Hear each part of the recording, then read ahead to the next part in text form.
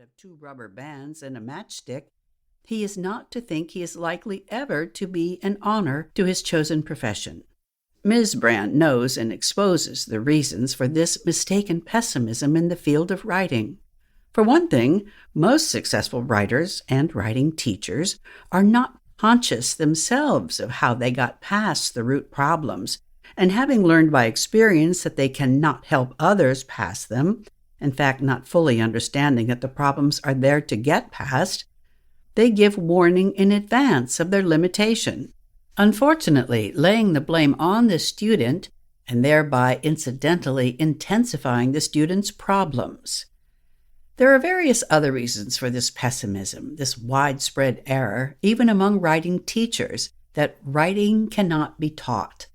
Ms. Brande comments on the workaday world's stereotypic idea about writers, how they're childlike, undisciplined people, possibly witches, since when writers are very good at what they do, they seem to know more than a decent person ought to know, how writers more than other artists have no visible proof of their specialness once they've achieved it. Visual artists carrying around their leather-enclosed portfolios and musicians bringing complicated and persuasive noise out of tubing or pieces of string and wood have cumbersome physical evidence that they are not like other mortals. Writers only use words, as even parrots do.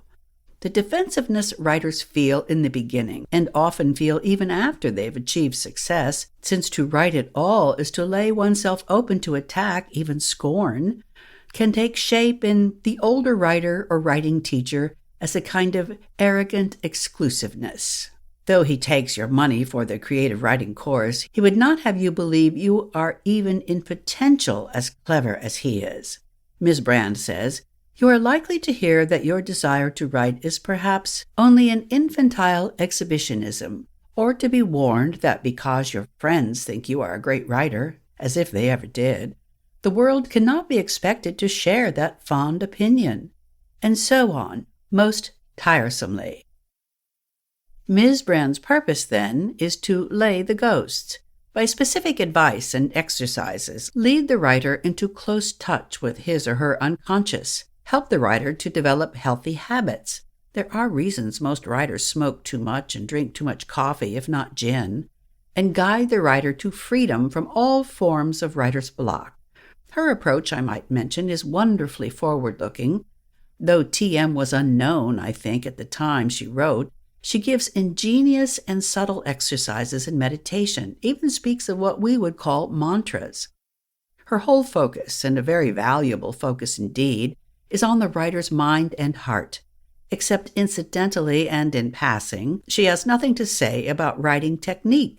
She would perhaps argue, if one could raise the question with her, that technique lies outside the specific concern of this book, which is the root problems. But here and there she betrays a real and, based on her own experience, apparently justified distrust of writing classes.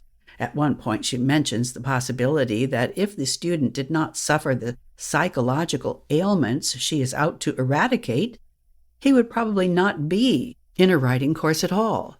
At various points she shows a touch of impatience with classes on story form, and she mentions that all of the creative writing classes she herself attended were, like most books on writing, disappointing.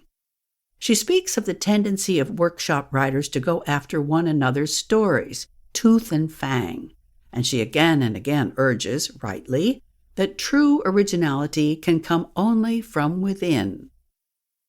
It is certainly true that very few creative writing courses get at the root problems. Ms. Brande's book makes me see that I myself have never seen or taught one that did. But I do not share Ms. Brande's low opinion of creative writing classes.